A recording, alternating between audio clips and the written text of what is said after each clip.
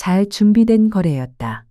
시세보다 낮은 가격으로 자녀에게 집을 양도했고 세무 전문가의 자문까지 받아 법적 기준도 충분히 충족했다.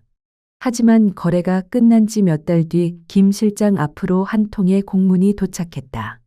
저가 양도 소명 요청이라는 낯선 문구가 인쇄된 봉투는 예고 없이 일상의 균열을 만들었다. 거래가 정상이었음에도 세무당국은 자금 출처, 지급 방식, 사용 내역까지 전방위로 들여다보기 시작했다. 통장 내역, 수표 발행 기록, 현금 흐름까지 어느 하나라도 빠지면 문제로 확대될 수 있는 상황이었다. 몇 천만 원 단위의 거래 차이가 몇 천만 원 단위의 세금 문제로 번지는 순간 이 사건은 그럴 수도 있는 일이 아닌 실제로 많은 사람들에게 벌어지는 일이다. 겉보기에 단순한 가족 간 거래가 어떻게 세무조사의 문턱까지 이어질 수 있는지 그 과정을 지금부터 함께 짚어본다. 궁금한 점이나 비슷한 경험이 있으시다면 댓글로 나눠주세요. 당신의 안정적인 삶을 돕기 위해 저희는 이 자리에 있습니다. 그리고 지금 민지 채널을 구독하시고 꼭 알아야 할 복지 정보를 빠짐없이 받아보세요. 안녕하십니까? 저는 국세청에서 22년 동안 근무한 후 지금은 세무 상담과 절세 전략을 전문으로 도와드리고 있는 오경의 세무사입니다. 오늘 이야기해드릴 주제는 정말 실전에서 자주 마주하는 사례입니다. 특히 자녀에게 집을 넘기고자 고민 중이신 분들께 꼭 도움이 될 겁니다. 요즘은 가족 간 저가 양도를 많이들 고려하시는데요. 부모가 자녀에게 시세보다 최대 3억 원 저렴하게 부동산을 양도할 경우 그 차액에 대한 증여세를 면제받을 수 있고 향후 상속세 재산에 포함되지 않는 장점도 있습니다. 하지만 이렇게 잘 준비된 거래라 하더라도 때때로 소명 요청을 받는 경우가 생깁니다. 이번에 김 실장님도 그런 경우를 직접 겪으셨는데요. 이제 그 생생한 경험을 바탕으로 저가 양도 시 어떤 일이 벌어질 수 있는지 그리고 그 대응 방법은 무엇인지 함께 알아보겠습니다. 김 실장님, 그날 정말 많이 놀라셨죠? 저라도 그랬을 것 같습니다. 아무리 세무서나 구청 일을 많이 겪었다 해도 공문 한 장이 마음을 쿵 내려앉게 만들 때가 있죠. 다행히 지금은 서류 제출도 잘 마무리됐고 큰 문제 없이 지나가서 이렇게 편하게 앉아서 이야기 나눌 수 있는 거겠죠. 그날 저한테도 급히 전화를 주셨잖아요. 목소리만 들어도 긴급 상황이구나 싶었습니다. 세무사님, 큰일 났어요. 구청에서 소명 요청서가 왔어요. 라고 하셨을 때 저도 순간 당황했지만 곧 차분히 상황을 정리해 드릴 수 있었습니다. 당시 거래하셨던 부동산이 어떤 건지 설명 부탁드립니다. 네, 저는 경기도 외곽 지역에 있는 오래된 단독주택을 자녀에게 양도했습니다. 사실 최근 들어 그 지역에 재건축 얘기가 돌긴 했지만 아직 사업 승인도 나지 않은 상태였고 거래가도 시세보다 많이 낮은 편이었죠. 그럼 그 지역구청에서 문서가 온 거네요. 맞습니다. 전화가 먼저 온 건 아니었고요. 어느 날 집으로 구청 봉투 하나가 도착했는데 봉투를 보는 순간 가슴이 철렁 내려앉았습니다. 설마? 하는 마음으로 열어봤더니 정말로 부동산 거래신고 관련 자금 소명 요청서더라고요. 그 안에는 귀하의 거래가 시세보다 낮아 저가 양도로 의심된다며 구체적으로 거래 내역, 자금 흐름, 상대방과의 관계 등을 상세히 소명하라는 내용이 담겨 있었습니다. 저는 분명히 자녀와의 거래이고 미리 세무사님과 상담까지 하며 기준 안에서 안전하게 거래했다고 생각했는데 실제로 그런 공문을 받게 되니까 정말 당황스럽더라고요. 그때 거래는 어떤 식으로 진행하셨죠? 처음부터 저는 시세보다 어느 정도 저렴하게 양도할 계획이었고 절세 효과도 고려했기 때문에 미리 오경의 세무사님께 상담을 요청드렸습니다. 거래 전에 시세 조사와 감정평가서를 토대로 적정한 가격을 설정해서 진행한 것이죠. 자녀와의 거래였지만 개인적 감정에 휘둘리지 않고 법적 기준에 맞춘 것입니다. 당시 시세가 어느 정도였나요?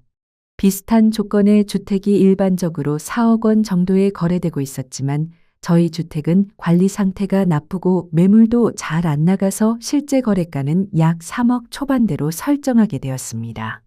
이 역시 세무사님과 논의해서 저가 양도 허용 범위 안에 있는 수준이었기 때문에 자신 있었는데도 구청에서 의심을 표하니 놀랄 수밖에 없었습니다. 당시 거래하신 가격이 시세보다 조금 낮았다고 하셨죠? 네, 맞습니다.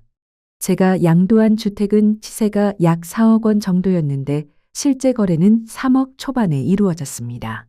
한 9천만 원 정도 저렴하게 매매한 셈이죠. 일반 시세보다는 낮지만 요즘 같은 시기에는 거래가 잘 이루어지지 않는 지역이라 현실적인 가격이었습니다. 그럼 이게 과연 저가 양도로 인정되는 범위 안에 들어가는지 조금 정리해서 말씀드릴게요. 세법에서는 저가 양도 허용 기준을 정해두고 있는데요. 시세의 30% 또는 3억 원 중 더 작은 금액까지만 차이를 두고 거래하면 문제가 되지 않는다고 보시면 됩니다. 이걸 기준으로 계산해 보면 시세가 4억 원인 경우 30%는 1억 2천만 원입니다. 따라서 실제 거래가가 2억 8천만 원 이상이면 세무적으로는 허용 범위 안에 들어갑니다. 김 실장님의 경우도 바로 이 기준 안에 딱 맞는 거래였기 때문에 제가 사전에 문제 없을 것이라고 판단드렸던 거고요. 그런데도 불구하고 구청에서는 부동산 거래 자금 소명 요청서를 발송했습니다. 자, 그 요청서에는 어떤 내용이 담겨 있었냐면요.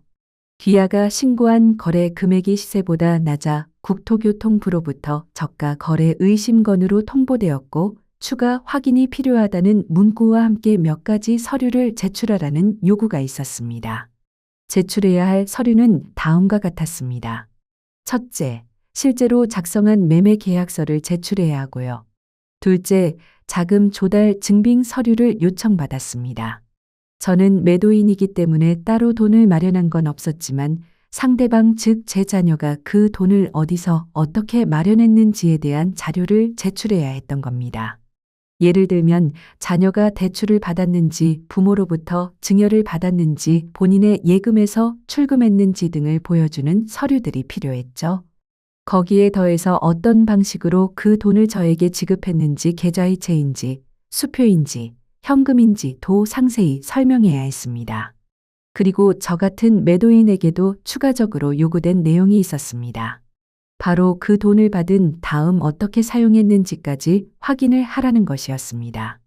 단순히 입금만 확인하는 게 아니라 그 자금이 어디로 나갔는지 예를 들어 다른 부동산을 샀는지 채무를 상환했는지 등을 명확히 하라는 거죠. 이런 요구를 받으면 누구라도 놀랄 수밖에 없습니다. 하지만 중요한 건 절차대로 차근차근 준비하면 충분히 소명이 가능하다는 점입니다. 정말 세무당국에서 요구하는 내용이 하나하나 참 세심하더라고요. 저도 놀랐던 부분 중 하나가 제가 받은 돈을 어떻게 사용했는지까지도 확인하라는 것이었습니다. 처음에는 단순히 매도 금액만 확인하는 줄 알았는데 혹시라도 그 돈을 다시 자녀에게 되돌려준 건 아닌지 아니면 형식적으로만 거래한 것 아닌지를 확인하려는 의도로 보였습니다. 결국 이 거래가 실제로 자금이 오고 간 실질적 매매였는지를 증명해야 했던 거죠. 그래서요, 매매 계약일 전후 2주 정도의 통장 내역까지 모두 출력해서 제출했습니다.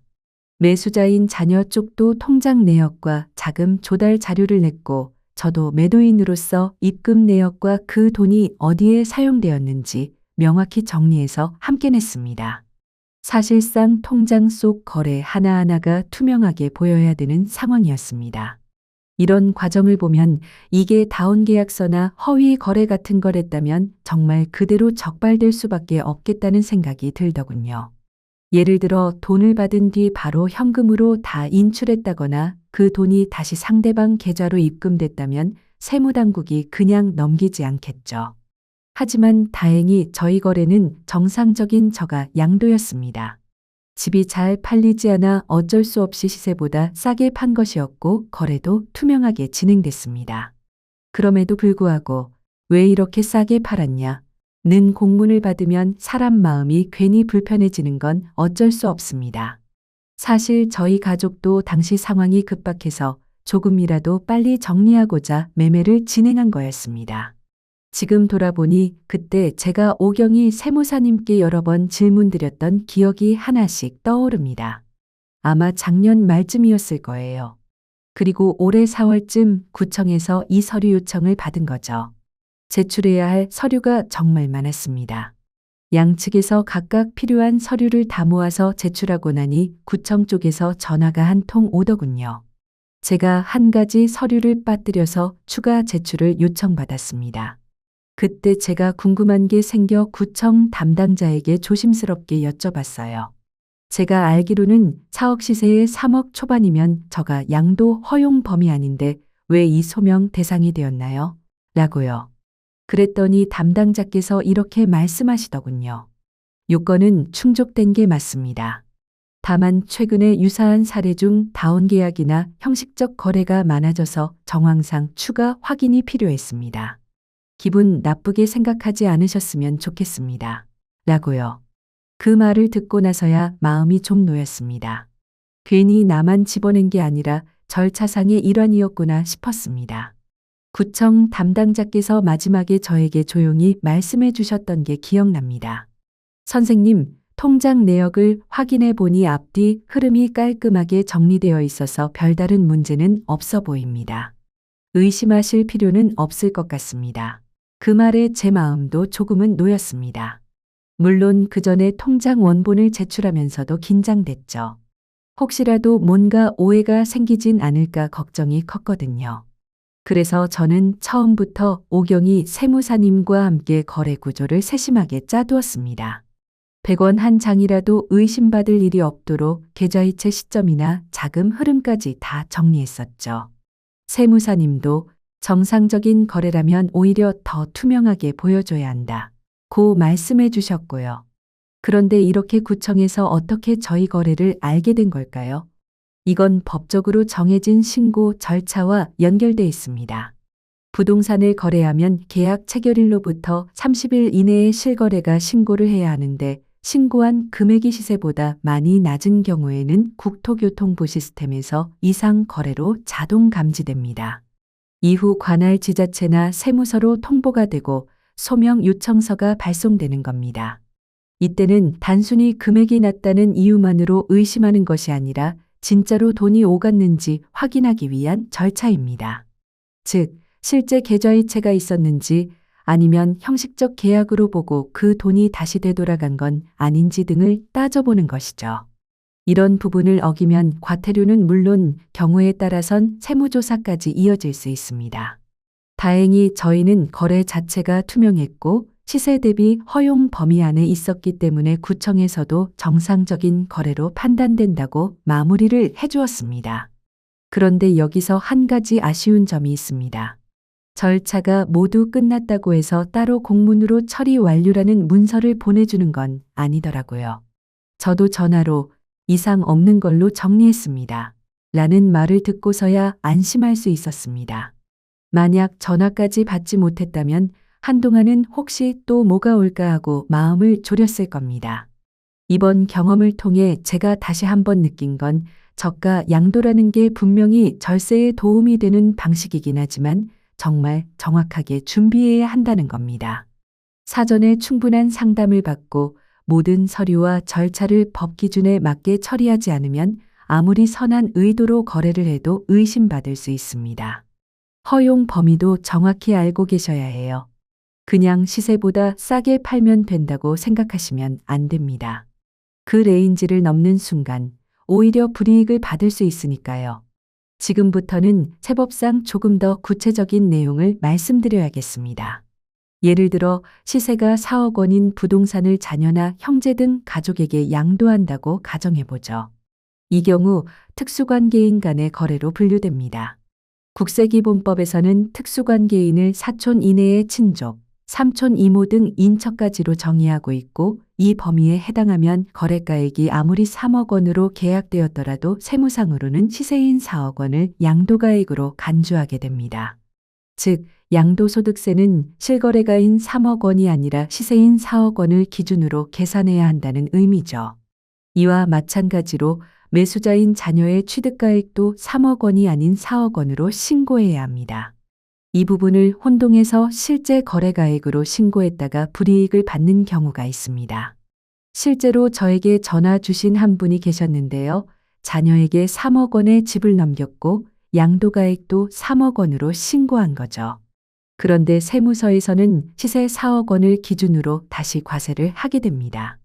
더구나 이분은 원래 이 집을 2천만 원에 구입하셨던 분이라 양도 차익이 무려 3억 8천만 원이 발생했습니다. 그렇게 되면 최고세율 35에서 40%가 적용될 수도 있어요. 이럴 경우 오히려 부담부 증여로 절세를 시도했더라면 세금이 훨씬 적게 나왔을 수 있죠. 부담부 증여란 예를 들어 담보대출이 걸려 있는 집을 자녀에게 넘기되 그 채무도 함께 인계하는 방식입니다. 이렇게 하면 증여세와 양도세를 조정할 수 있는 여지가 생기고 경우에 따라 더 유리한 결과를 가져올 수도 있습니다. 결론적으로 저가 양도가 나에게 반드시 유리한 방식인가? 를 먼저 따져보는 것이 매우 중요합니다. 상황에 따라 어떤 분들은 저가 양도로 절세 효과를 볼 수 있지만 또 어떤 분들에게는 오히려 부담부 증여가 더 나은 선택이 될 수 있습니다. 자, 이쯤에서 저가 양도 시 반드시 알아두셔야 할 절차와 주의점에 대해 더 자세히 설명드려야 할 것 같습니다. 오늘은 세금학교의 이타 강사 최승혁 세무사님을 모시고 이 부분을 자세히 짚어보겠습니다. 안녕하세요. 세무사 최승혁입니다. 오늘은 저가 양도에 따른 소명 요청이 어떻게 진행되는지 그리고 어떤 서류를 준비해야 하는지 실제 사례를 기반으로 안내해 드리겠습니다. 소명 요청이 오는 상황을 미리 알고 계셔야 대비도 가능하겠죠. 먼저 세무당국이 일반적으로 요구하는 서류는 두 가지입니다. 첫째는 부동산 매매 계약서, 둘째는 통장 내역입니다. 보통 거래일 전후 2주 정도의 입출금 내역을 요구하는데요. 경우에 따라 기관마다 요구 범위가 조금씩 다를 수도 있습니다. 이 통장 내역은 단순한 참고 자료가 아닙니다. 실제로 거래 대금이 오갔는지를 입증하는 핵심 증거이기 때문에 매우 중요합니다. 그런데 어떤 분들은 통장 내역까지는 제출하지 않아도 되겠지라고 생각하시는데요. 이걸 제출하지 않으면 의심 거래로 간주되어 소명 요청이 세무조사로 확대될 수 있습니다. 그러니까 반드시 통장 내역은 정확하게 준비하셔야 합니다. 이제는 저가 양도 과정에서 어떤 자료를 제출해야 하는지 그리고 실무적으로 어떻게 진행해야 하는지 구체적으로 안내드리겠습니다. 먼저 매수인, 즉 자녀나 가족이 매입자로 나서는 경우 반드시 자금 조달 계획을 소명해야 합니다. 이 돈을 어디서 마련했는지를 설명하는 것이죠. 예를 들어 근로소득이 있는 경우에는 급여 명세서, 상속이나 증여를 받은 경우에는 관련 증빙서류, 대출을 이용했다면 금융기관의 대출 확인서가 필요합니다. 또한 어떤 방식으로 자금을 지급했는지도 중요합니다. 대부분 계좌이체를 하시겠지만 수표로 지급하셨다면 수표 발행 내역, 현금으로 주셨다면 해당 현금이 어떤 경로로 형성되었는지와 출금 내역까지 소명이 필요합니다. 이때 현금 증빙이 부족하면 거래의 진정성을 의심받을 수 있으니 각별히 유의하셔야 합니다. 반대로 매도인, 즉 부모님 입장에서는 이 자금을 어떤 방식으로 받았는지를 증명해야 합니다. 계좌이체를 받았다면 이체 내역, 수표는 입금 내역, 현금이라면 현금 입출금 내역을 모두 정리해야 하며 추가적으로 받은 돈을 어떻게 사용했는지까지도 요구받을 수 있습니다. 예를 들어 그 자금으로 새 부동산을 매수했거나 채무를 상환했다면 관련 증빙도 필요합니다.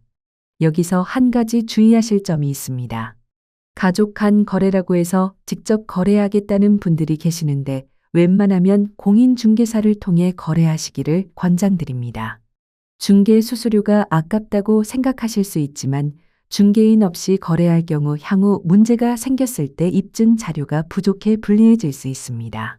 중개사무소를 이용하시면 중개계약서와 수수료 영수증이 모두 남아 소명에 큰 도움이 됩니다.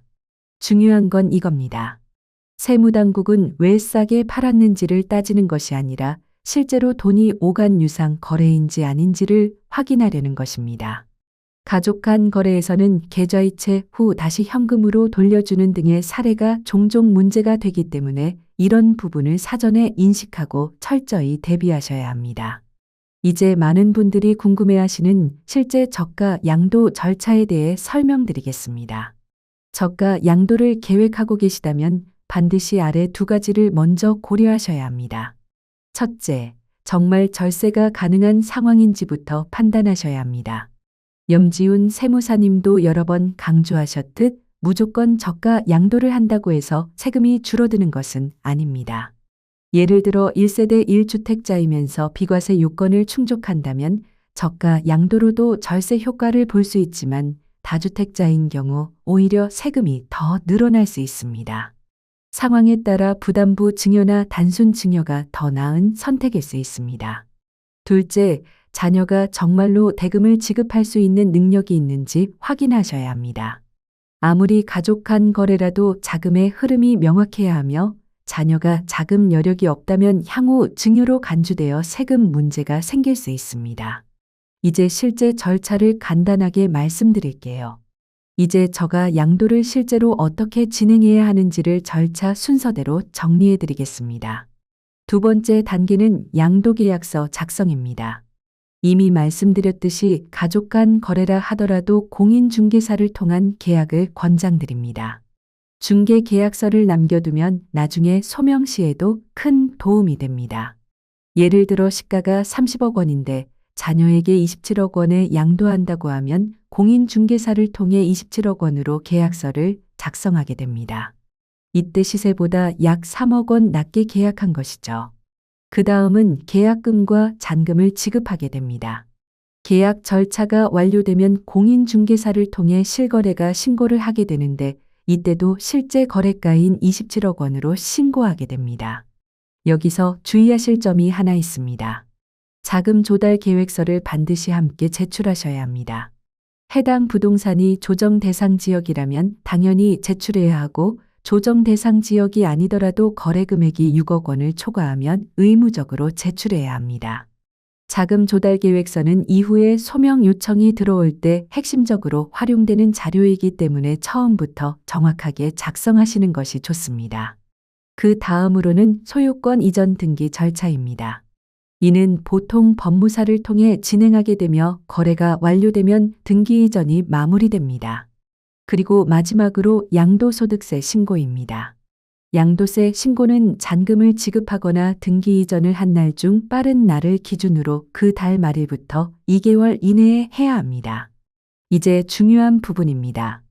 자녀처럼 특수관계인에게 양도한 경우라면 비록 실거래가가 27억 원이라 하더라도 양도소득세는 시가 기준인 30억 원으로 신고해야 합니다. 이건 부당행위 계산 부인이라는 세법 규정 때문인데요. 실거래가가 시가보다 일정 금액 이상 낮은 경우에는 세무서가 실거래가를 인정하지 않고 시가 기준으로 과세하는 제도입니다. 여기서 한 가지 질문이 생길 수 있습니다. 실제로는 27억 원에 거래했는데 양도세를 30억 원 기준으로 낸다면 매수자인 자녀가 내야 하는 취득세도 30억 원 기준으로 내야 하나요? 정답은 네, 맞습니다. 특수관계인 거래에서 실거래가와 시가 차이가 클 경우 양도세뿐만 아니라 취득세도 시가 기준인 30억 원으로 신고해야 합니다. 왜냐하면 세법상 시가의 5% 혹은 3억 원 중 작은 금액보다 더 큰 차이가 나는 경우에는 실거래가 대신 시가 기준으로 세금이 부과되기 때문입니다. 따라서 거래 시점부터 이 점을 충분히 이해하시고 양도소득세와 취득세 모두 시가 기준으로 계산된다는 점을 감안해 자금 계획을 세우시는 것이 중요합니다. 앞에서 예로 든 거래를 다시 한번 정리해 보겠습니다. 시가가 30억 원인데 실거래가는 27억 원이라면 차액이 3억 원이죠. 그런데 세법에서는 시가의 5% 또는 3억 원 중 더 작은 금액을 기준으로 차이를 판단합니다. 시가 30억 원의 5%는 1억 5천만 원입니다. 이 금액보다 더 차이가 나기 때문에 세무당국은 실거래가가 아닌 시가인 30억 원을 기준으로 양도소득세와 취득세를 모두 과세하게 됩니다. 그렇다면 이런 상황에서 저가 양도를 굳이 해야 할 이유가 있을까? 라는 의문이 드실 수 있습니다. 실제로 어떤 분들은 세금이 똑같이 나오는데 차라리 그냥 정상가에 거래하는 게 낫지 않냐? 고 질문하십니다. 맞습니다. 특수관계인 거래에서는 세금 측면에서 큰 차이가 없어 보일 수 있습니다. 특히 1세대 1주택자라서 비과세 요건을 충족하는 경우라면 어느 정도 절세 효과가 있을 수 있지만 다주택자라면 오히려 부담이 커질 수 있습니다. 그래서 무조건 저가 양도가 유리하다고 단정해서는 안 됩니다. 경우에 따라서는 부담부 증여나 일반 증여가 더 나은 선택이 될 수 있으니까요. 하지만 저가 양도에도 분명 장점은 있습니다. 예를 들어 시가 30억 원의 주택을 자녀에게 넘길 때 실거래가는 27억 원이라면 양도소득세는 시가 기준으로 내야 하더라도 자녀는 3억 원을 덜 주는 효과, 즉 3억 원을 증여받는 것과 같은 결과가 됩니다. 이 점이 바로 저가 양도의 실질적인 장점 중 하나입니다. 또 다른 예로 시가가 12억 원이고 1세대 1주택 비과세 대상자가 9억 원을 자녀에게 양도했다면 양도세는 안 나옵니다. 이 경우 자녀는 3억 원을 적게 주고 집을 살 수 있으니 부모 입장에서 보면 한결 가볍게 자산 이전이 가능한 셈이죠. 하지만 여기에도 주의할 점이 있습니다. 자녀가 나중에 해당 부동산을 처분할 경우 취득가액이 9억 원으로 계산되기 때문에 양도 차익이 그만큼 커집니다. 그리고 이 자녀가 나중에 1세대 1주택 비과세 요건을 충족하지 못하게 되면 결국 그 3억 원에 대한 양도세를 추가로 부담하게 되는 상황이 발생할 수 있습니다. 즉, 지금 절세한다고 생각한 것이 훗날 더 큰 세금 부담으로 돌아올 수도 있다는 점을 반드시 고려하셔야 합니다. 그래서 저희는 항상 말씀드립니다. 저가 양도가 절세의 정답이 될 수도 있지만 상황에 따라 약이 될 수도 있고 독이 될 수도 있습니다. 내가 처한 상황, 가족의 세무 상태, 자녀의 향후 계획 등을 모두 종합적으로 판단해서 결정하셔야 합니다. 그리고 무엇보다도 저가 양도를 하신다면 소명 자료를 미리 꼼꼼히 준비해 두는 것이 매우 중요합니다. 매수자든 매도자든 자금의 흐름을 명확하게 증빙해야 나중에 억울한 세무조사로 번지는 일을 막을 수 있습니다. 저희 국세청에서 22년간 근무한 경험으로 말씀드립니다. 서두르지 마시고 반드시 전문가와 상담을 받고 진행하십시오. 그럼 여러분의 자산 이전도 세금 부담도 모두 안전하게 관리하실 수 있습니다. 지금까지 세무사 오경이었습니다. 긴 이야기 함께 해주셔서 감사합니다. 지금 이 이야기가 여러분께 도움이 되었다면 좋아요와 구독으로 채널을 응원해주세요. 이 콘텐츠는 더 많은 분들이 꼭 알아야 할 복지 정보와 실제 사례를 전하기 위해 제작되었습니다. 여러분의 구독과 좋아요는 정확한 정보가 필요한 분들께 전달되는데 큰 힘이 됩니다. 앞으로도 신뢰할 수 있는 정보로 찾아뵙겠습니다. 시청해 주셔서 감사합니다.